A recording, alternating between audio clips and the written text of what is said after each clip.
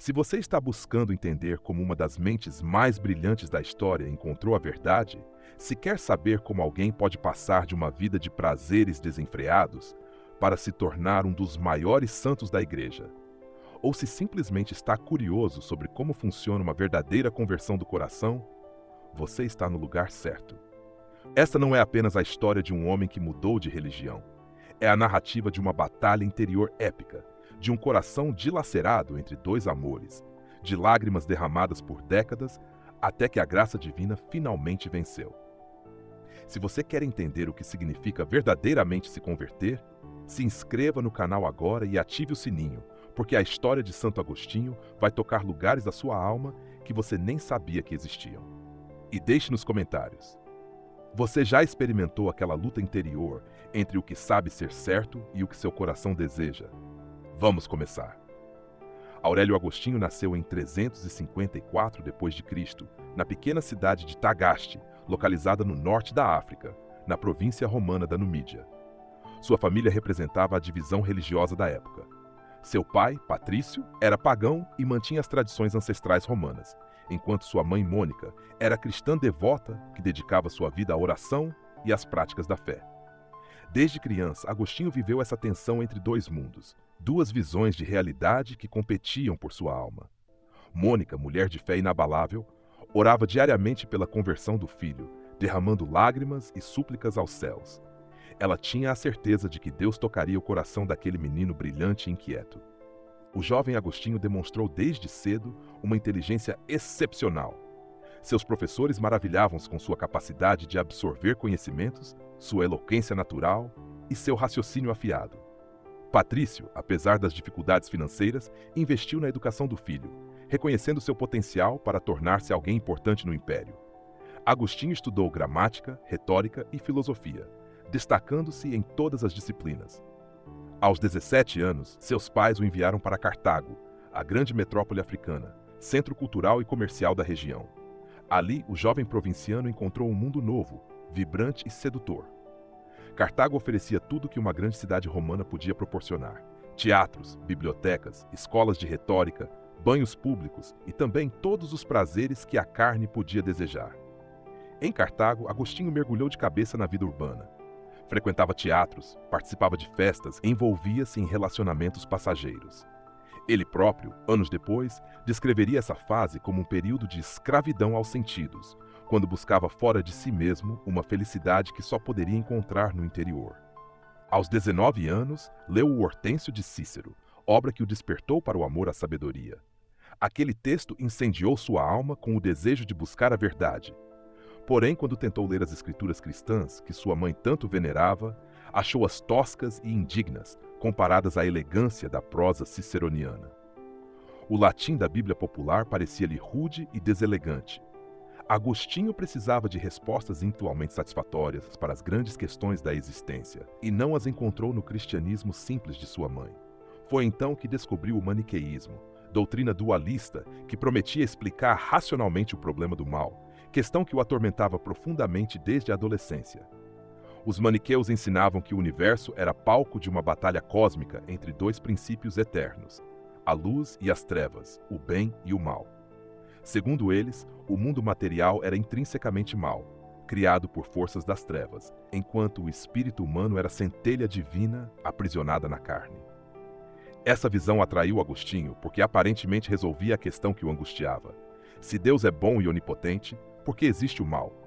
Os maniqueus respondiam que o mal era uma substância independente, um princípio eterno lutando contra o bem. Agostinho tornou-se adepto fervoroso dessa seita. Durante 9 longos anos, Agostinho professou o maniqueísmo com entusiasmo.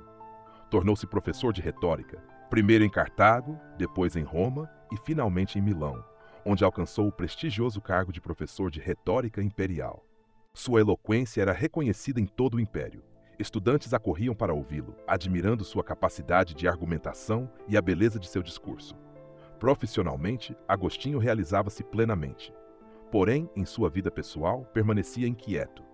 Vivia com uma concubina, relacionamento estável que durou 15 anos e do qual nasceu um filho, Adeodato. Embora amasse essa mulher e o filho, Agostinho não se casou com ela devido às diferenças sociais que a sociedade romana impunha rigidamente. Sua mãe Mônica nunca desistiu dele. Quando soube que o filho planejava partir para Roma, tentou impedi-lo, mas Agostinho enganou-a e embarcou secretamente. Mônica, desesperada, ajoelhou-se na praia e orou durante toda a noite. Um bispo, testemunhando sua angústia, consolou-a com palavras proféticas. É impossível que o filho de tantas lágrimas se perca. Essas palavras sustentaram Mônica durante os anos de espera. Ela também atravessaria o Mediterrâneo, seguindo o filho até Milão, determinada a nunca abandoná-lo enquanto não o visse convertido ao cristianismo. Em Milão, Agostinho teve um encontro que mudaria sua trajetória. Ali conheceu Ambrósio, o bispo da cidade, homem de cultura refinada, orador magistral e teólogo profundo. Inicialmente, Agostinho assistia às pregações de Ambrósio apenas para admirar sua técnica retórica, não pelo conteúdo cristão. Porém, gradualmente, as palavras do bispo começaram a penetrar seu coração. Ambrósio interpretava as escrituras alegoricamente, mostrando profundidades filosóficas que Agostinho nunca imaginara existirem ali. O bispo dissolvia, uma a uma, as objeções intelectuais que Agostinho levantava contra o cristianismo. Paralelamente, Agostinho descobriu os escritos dos filósofos neoplatônicos, especialmente Plotino e Porfírio. Esses textos apresentavam uma visão espiritual da realidade que transcendia o materialismo maniqueu. Os neoplatônicos ensinavam que o mal não era uma substância, mas a ausência do bem, privação do ser. Essa compreensão libertou Agostinho intelectualmente do maniqueísmo. Ele percebeu que os maniqueus, aos quais aderira buscando respostas racionais, ofereciam apenas mitologia primitiva disfarçada de filosofia. Suas dúvidas quanto ao maniqueísmo transformaram-se em certeza de seu erro. Agostinho rompeu definitivamente com aquela seita, mas ainda não abraçara o cristianismo completamente. A mente de Agostinho estava convencida da verdade cristã, mas seu coração permanecia dividido. Ele compreendia intelectualmente os ensinamentos de Cristo, admirava a sabedoria da Igreja, reconhecia a beleza da vida cristã. Porém, não conseguia dar o passo definitivo. O que o prendia eram os hábitos sensuais aos quais estava acostumado há tanto tempo. A batalha interior de Agostinho intensificou-se dramaticamente. Ele via claramente o caminho da verdade, mas sentia-se incapaz de trilhá-lo. Era como um homem acordado que ainda luta contra o sono, querendo levantar-se, mas recaindo sempre na cama. Agostinho orava pedindo a Deus castidade e autocontrole, mas acrescentava mentalmente: "Mas ainda não, Senhor, ainda não." Temia que Deus o atendesse rápido demais, antes que pudesse desfrutar mais um pouco dos prazeres carnais. Essa contradição o torturava. Como podia desejar algo e ao mesmo tempo não desejá-lo? Sua vontade estava dilacerada, fragmentada entre dois amores incompatíveis. Nesse período, sua mãe Mônica conseguiu persuadi-lo a romper com sua concubina. A mulher que vivera ao seu lado durante 15 anos foi mandada embora, levando consigo um coração partido, mas deixando o filho a Deodato com o pai. Agostinho sofreu profundamente com essa separação, mas Mônica tinha planos de um casamento vantajoso para o filho. Uma noiva de boa família foi escolhida. Porém, a menina era ainda muito jovem e seria necessário esperar 2 anos para o casamento. Agostinho, incapaz de suportar a continência, tomou outra concubina interinamente. Essa recaída encheu-o de vergonha e desespero. Ele percebia a fraqueza de sua vontade, a escravidão às paixões, a incapacidade de dominar-se. Foi então que ocorreu o evento que precipitaria sua conversão. Um dia, recebeu a visita de Ponticiano, oficial da corte imperial e cristão fervoroso. Durante a conversa, Ponticiano notou sobre a mesa de Agostinho um exemplar das Epístolas de São Paulo. Surpreendeu-se agradavelmente e começou a contar histórias sobre monges cristãos. Relatou a vida de Santo Antão do Deserto, o grande eremita egípcio, e como sua biografia inspirara inúmeras conversões. Contou especialmente sobre 2 jovens oficiais imperiais que, lendo por acaso a vida de Santo Antão, converteram-se instantaneamente, abandonaram suas carreiras promissoras e abraçaram a vida monástica. Essas histórias abalaram Agostinho até o âmago. Enquanto Ponticiano falava, Agostinho sentia crescer dentro de si uma vergonha esmagadora. Homens simples, sem toda sua educação e cultura, sem seu treino filosófico, conquistavam o reino dos céus pela força de vontade e pela graça divina. E ele, com toda a sua erudição, com todo o seu conhecimento das escrituras e da teologia, permanecia acorrentado às paixões mais baixas. Esses homens levantavam-se e tomavam o céu de assalto, enquanto ele, com todo o seu saber, revolvia-se na lama de seus desejos carnais. A comparação era insuportável. Quando Ponticiano partiu, Agostinho não conseguiu mais conter-se. Voltou-se para seu amigo Alípio, que estava presente, e gritou: "O que está acontecendo conosco? Ouviste? Homens sem instrução levantam-se e conquistam o céu, enquanto nós, com toda a nossa ciência, olha onde nos debatemos, na carne e no sangue." Transtornado, Agostinho correu para o jardim de sua casa.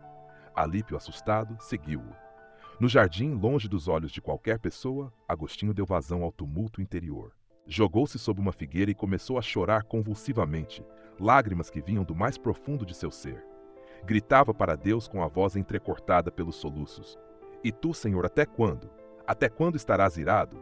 Não te lembres de nossas iniquidades passadas." Repetia vezes sem conta: "Até quando? Até quando? Amanhã, amanhã? Por que não agora? Por que não nesta hora o fim de minha impureza?" Era uma agonia de parto espiritual. Toda a sua vida desfilava diante de seus olhos. Os anos de maniqueísmo, as noites de devassidão, os relacionamentos desfeitos, as mentiras que contara a si mesmo. Via claramente quem era e quem poderia ser. A distância entre essas duas realidades parecia um abismo intransponível. Agostinho sentia-se amarrado por correntes invisíveis, forjadas por anos de hábitos e escolhas erradas. Seus antigos amores carnais sussurravam-lhe ao ouvido: "Você vai nos dispensar? A partir deste momento não estaremos mais contigo para sempre. A partir deste momento, isto e aquilo não te serão mais permitidos para sempre." E ao imaginar uma vida sem aqueles prazeres, Agostinho estremecia. Porém, de outro lado, via uma figura radiante, a continência personificada, rodeada de multidões de almas puras, jovens e idosos, viúvas e virgens, todos vivendo castamente pela graça de Deus. E essa figura lhe dizia com voz suave: "Você não pode o que estes jovens e estas donzelas podem? Acaso eles podem por si mesmos e não em Deus, seu Senhor? Foi Deus, seu Senhor, quem os presenteou para mim. Por que tentas firmar-te em ti mesmo quando não podes firmar-te? Lança-te nele, não temas. Ele não se afastará para te deixar cair. Lança-te confiante, ele te receberá e te curará." Naquele momento supremo de agonia interior, no auge de seu desespero, Agostinho ouviu algo extraordinário. Da casa vizinha, vinha uma voz infantil, provavelmente de uma criança brincando, que cantava repetidamente uma frase simples: "Tole, lege, tome e lê, tome e lê." A voz era clara, melodiosa, insistente. Agostinho parou de chorar e ficou imóvel, ouvindo. Tentou lembrar se conhecia alguma brincadeira infantil com essas palavras, mas não conseguiu recordar nada semelhante. De repente compreendeu. Era um sinal divino, uma ordem do céu. Deus lhe falava através daquela voz inocente. Levantou-se imediatamente, enxugou as lágrimas e retornou correndo para onde estava Alípio. Sobre o banco onde antes sentara, havia deixado um códice com as epístolas do apóstolo Paulo. Agostinho agarrou o manuscrito com mãos trêmulas, abriu-o aleatoriamente e começou a ler em silêncio a primeira passagem que seus olhos encontraram. Era a Epístola aos Romanos, capítulo 13, versículos 13 e 14. As palavras que Agostinho leu foram como uma lança de luz atravessando as trevas de sua alma. Não em orgias e bebedeiras, não em imoralidade sexual e libertinagem, não em brigas e ciúmes, mas revestivos do Senhor Jesus Cristo e não penseis em satisfazer os desejos da carne. Foi como se Paulo tivesse escrito aquelas palavras especificamente para ele, naquele momento, naquele jardim sob aquela figueira. Cada palavra encaixava-se perfeitamente em sua situação. Era sua vida inteira resumida naquelas duas frases: a vida que vivera e a vida que deveria viver. Agostinho não precisou ler mais nada. Não foi necessário continuar a leitura. Instantaneamente, naquele momento preciso, todas as trevas da dúvida dissiparam-se como névoa diante do sol. Uma luz de certeza absoluta inundou seu coração.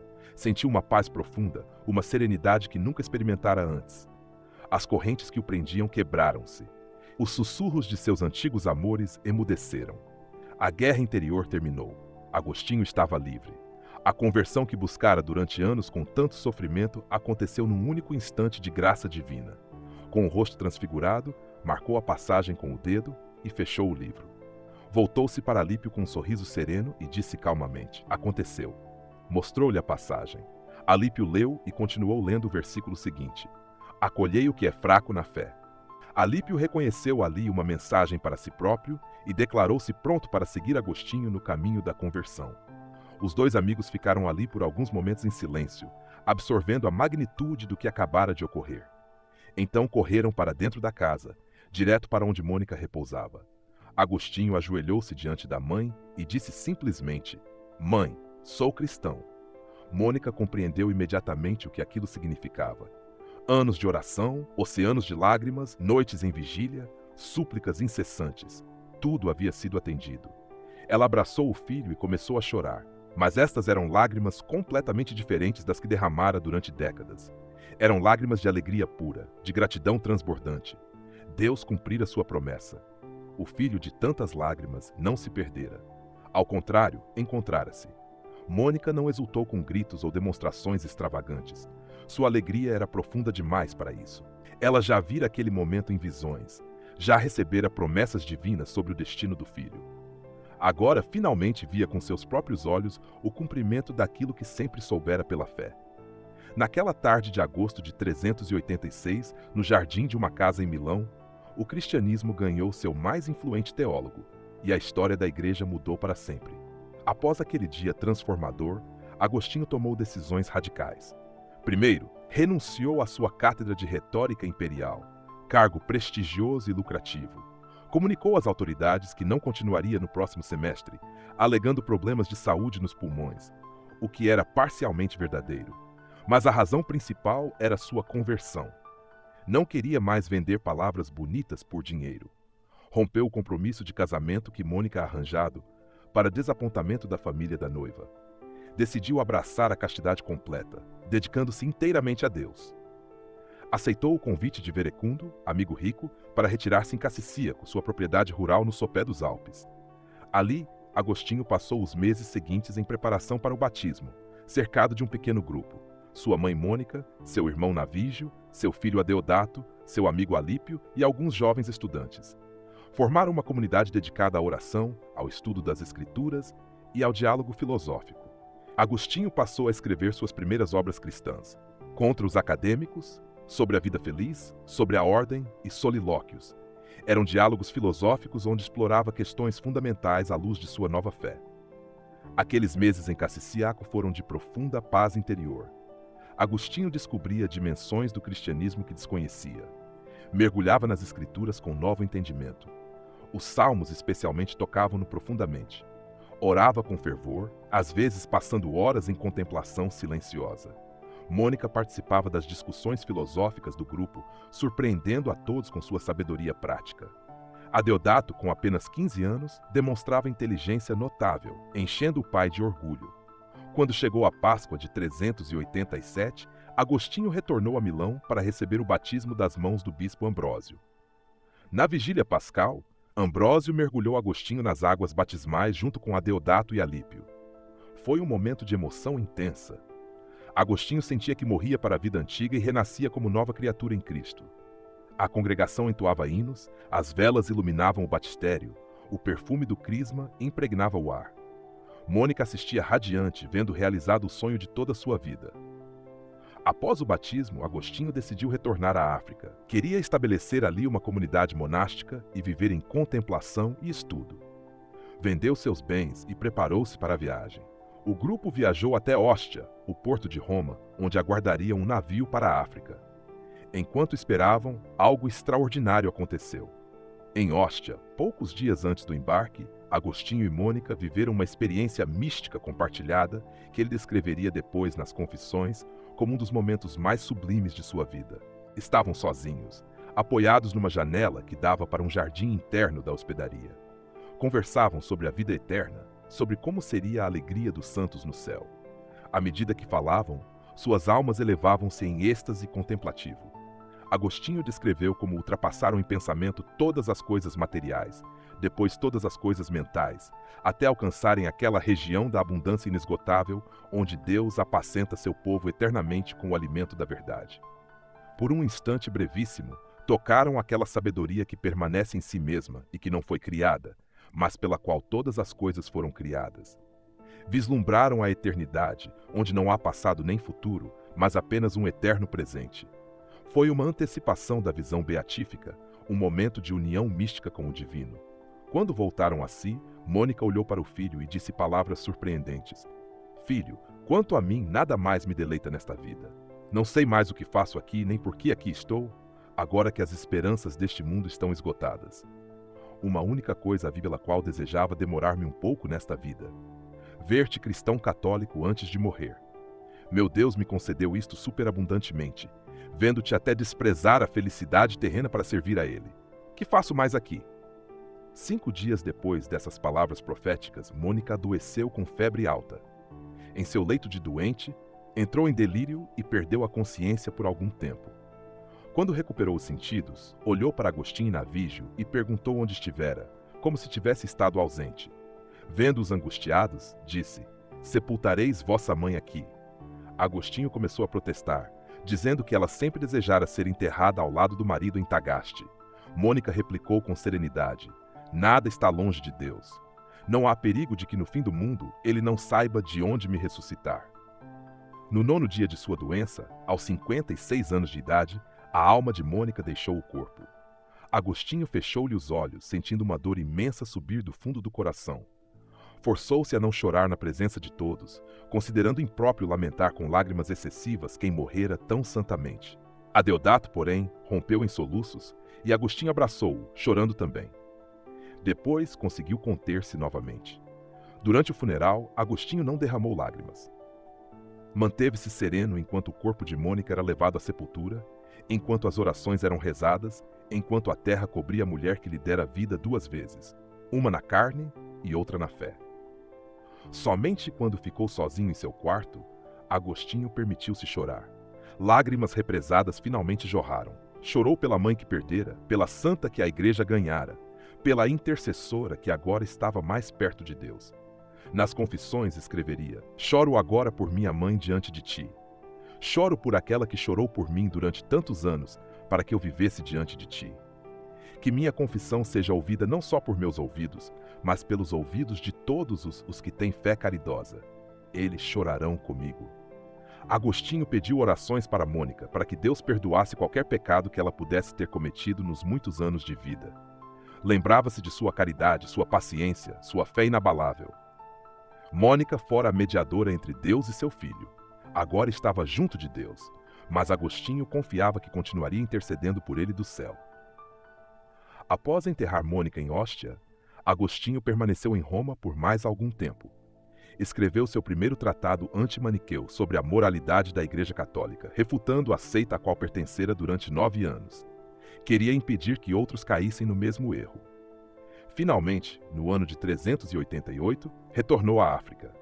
Em Tagaste, sua cidade natal, Agostinho vendeu a propriedade que herdara e distribuiu o dinheiro aos pobres. Com alguns companheiros, estabeleceu uma pequena comunidade monástica em sua própria casa. Viviam em castidade, pobreza e oração, dedicando-se ao estudo das Escrituras e à contemplação. Era uma vida simples, retirada do mundo, exatamente o que Agostinho desejava. Escrevia tratados filosóficos e teológicos, aprofundava-se na palavra de Deus, orava às horas canônicas, trabalhava manualmente. Parecia que passaria o resto da vida naquele retiro tranquilo. Mas Deus tinha outros planos. Em 391, Agostinho viajou a Hipona, importante cidade portuária africana, para visitar um amigo que considerava a vida monástica. Foi a uma igreja na esperança de passar despercebido, mas o bispo idoso Valério estava pregando e mencionou que precisava de um sacerdote auxiliar para ajudá-lo no ministério pastoral. A congregação, reconhecendo Agostinho, começou a gritar seu nome. Agarraram-no literalmente e o levaram à frente. Valério ordenou o sacerdote ali mesmo, apesar de seus protestos. Agostinho chorou durante a ordenação, não de alegria, mas de temor. Tinha planejado uma vida contemplativa, não pastoral.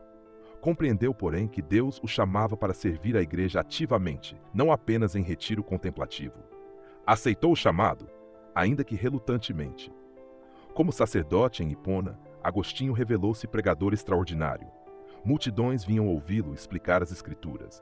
Diferentemente de muitos pregadores da época que usavam linguagem rebuscada, Agostinho falava claramente, preocupando-se que todos compreendessem. Suas homilias eram profundas teologicamente, mas acessíveis ao povo simples.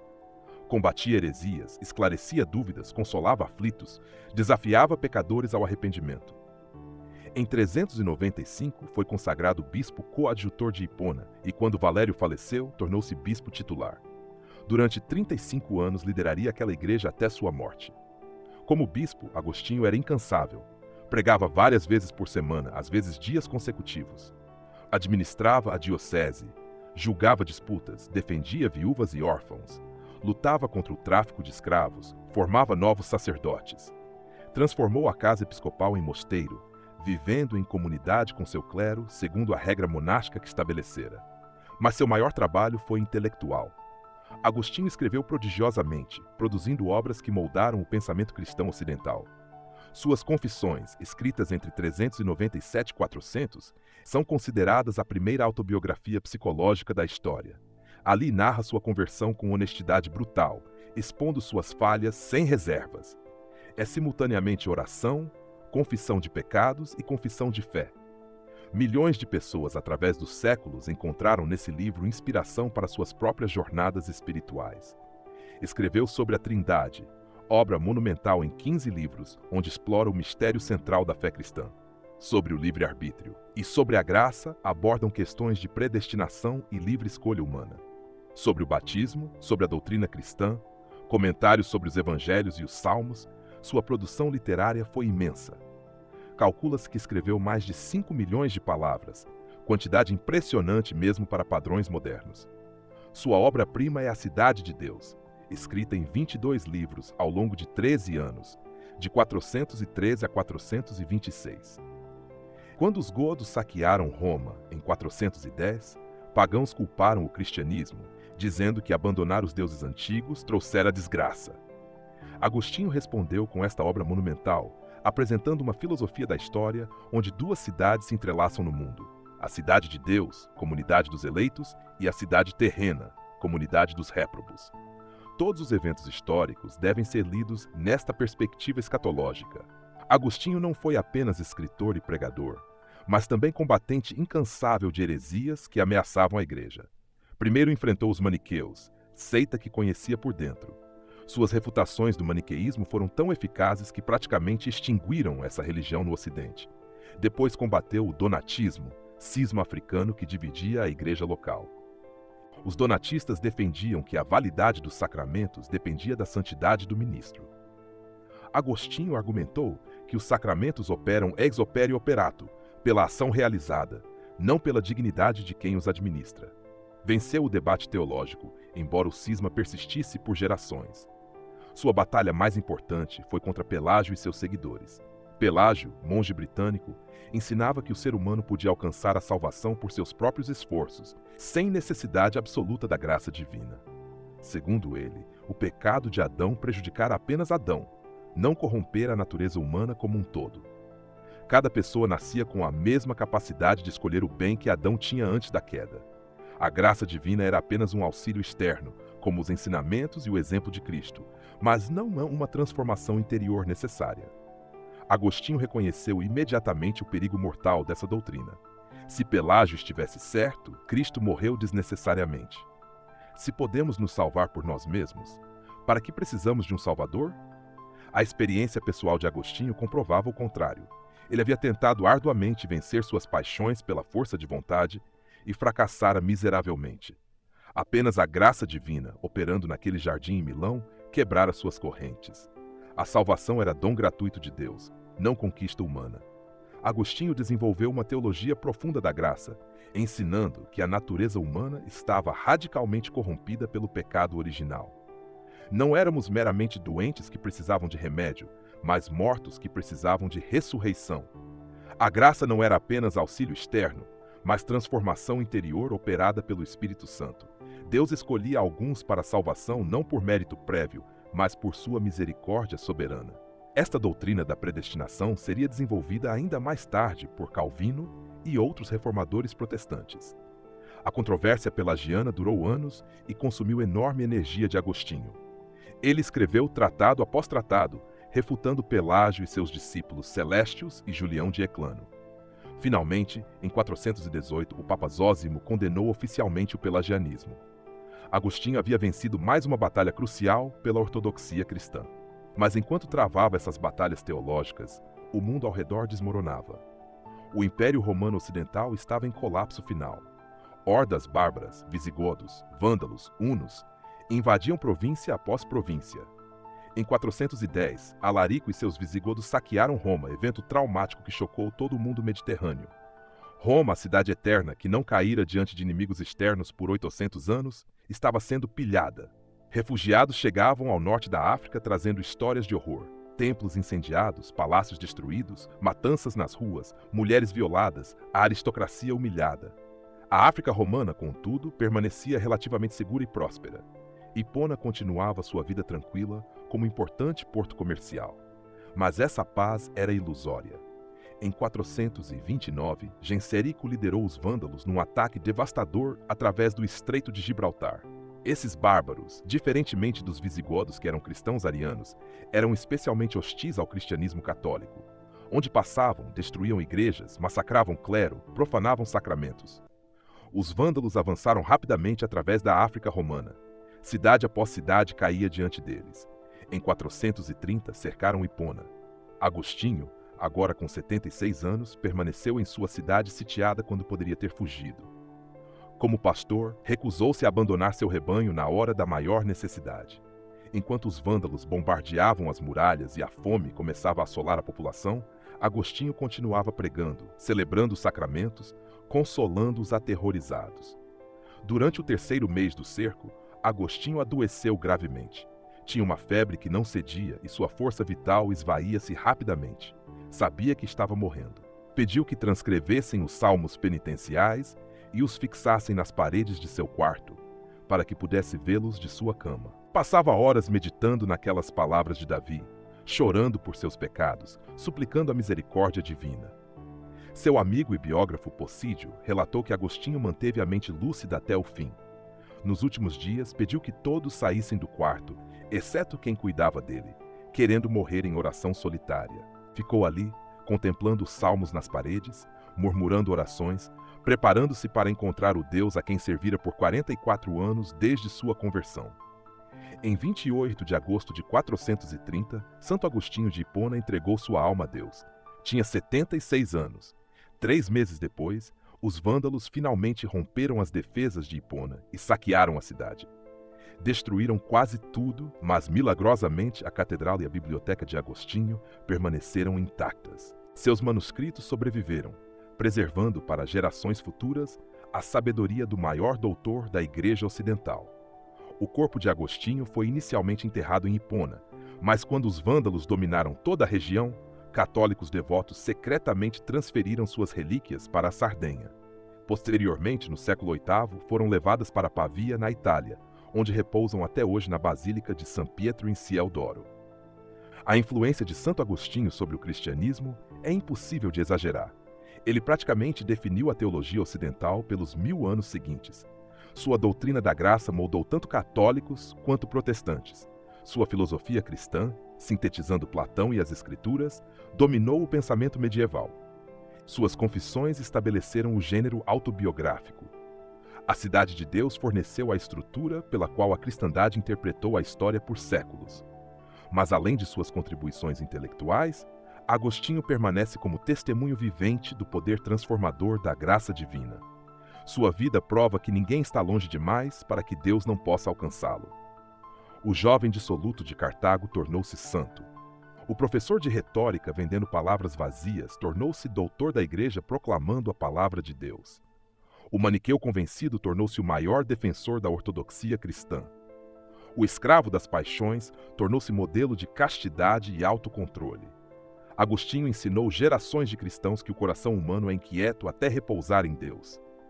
Suas primeiras palavras nas Confissões tornaram-se um dos textos mais citados da literatura cristã. Tu nos fizeste para ti, e nosso coração está inquieto até que repouse em ti. Esta inquietação, este anseio pelo infinito que nenhuma criatura finita pode satisfazer, é a marca distintiva da condição humana. Buscamos felicidade em prazeres, relacionamentos, conquistas, conhecimento, poder, e tudo se revela insuficiente. Apenas Deus, o bem supremo, pode preencher o vazio infinito dentro de nós. Agostinho ensinou sobre a natureza paradoxal do tempo e da eternidade, sobre a presença de Deus que transcende todas as categorias humanas, sobre o mistério da Trindade, sobre a relação entre fé e razão. mas, acima de tudo, ensinou sobre o amor. Para Agostinho, toda a vida moral se resume a uma questão: o que você ama?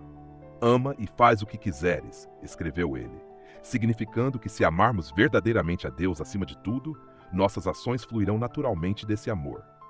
O problema não é que amamos demais, mas que amamos mal, colocando criaturas acima do Criador, bens temporais acima do bem eterno. A conversão de Agostinho nos ensina que a graça divina pode atingir qualquer pessoa, não importa quão perdida esteja. Ensina que Deus frequentemente trabalha através de meios humanos, a oração persistente de Mônica, a pregação eloquente de Ambrósio, a história contada por Ponticiano. Ensina que a conversão pode ser processo longo e doloroso, com muitas lutas interiores antes do momento decisivo de entrega. Ensina que Deus respeita nossa liberdade, mas também move nossos corações quando estamos prontos. Ensina também sobre a importância da comunidade cristã. Agostinho não se converteu sozinho e isolado. Foi batizado da igreja, apoiado por irmãos na fé, guiado por pastores sábios. Sua vida monástica após a conversão foi comunitária, não solitária. Mesmo como bispo, viveu em comunidade com seu clero. O cristianismo não é religião individualista, mas experiência compartilhada do corpo de Cristo. A vida de Agostinho desafia-nos a examinar nossas próprias vidas. Onde estamos buscando felicidade? Em que correntes estamos presos? Que hábitos pecaminosos nos mantêm escravizados? Que desculpas damos para adiar a conversão completa? Agostinho orava: dá-me castidade, mas não ainda. Qual é o nosso mas não ainda? Que área de nossas vidas mantemos fora do alcance de Deus? Sua história também oferece esperança tremenda. Se Agostinho pôde ser transformado, qualquer um pode.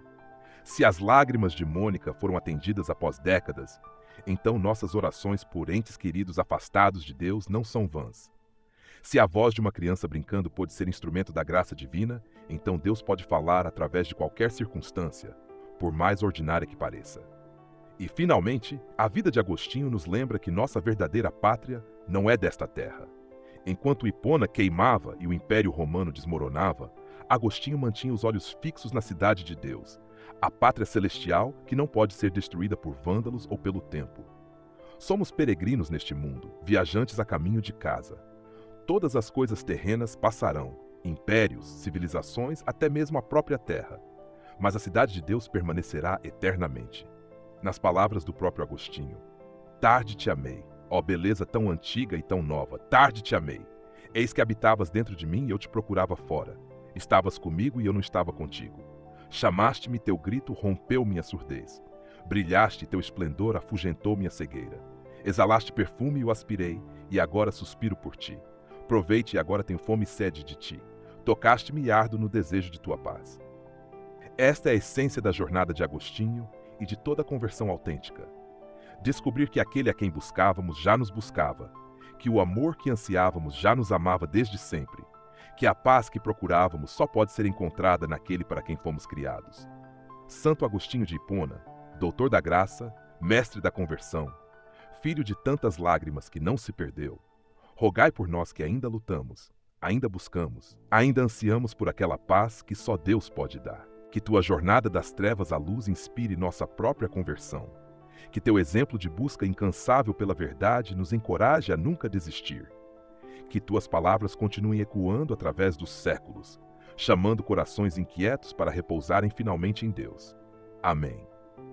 Se esta história tocou seu coração, se a jornada de Agostinho ressoou com suas próprias lutas, não deixe de compartilhar este vídeo. Inscreva-se no canal para mais histórias de santos e conversões que transformaram o mundo. E deixe nos comentários, qual parte da história de Santo Agostinho mais impactou você? Há algo em sua vida que você está adiando entregar a Deus, dizendo, mas não ainda? Vamos conversar sobre isso. Que Deus abençoe você, que Nossa Senhora interceda por você e que Santo Agostinho inspire sua própria busca pela verdade e conversão. Até o próximo vídeo.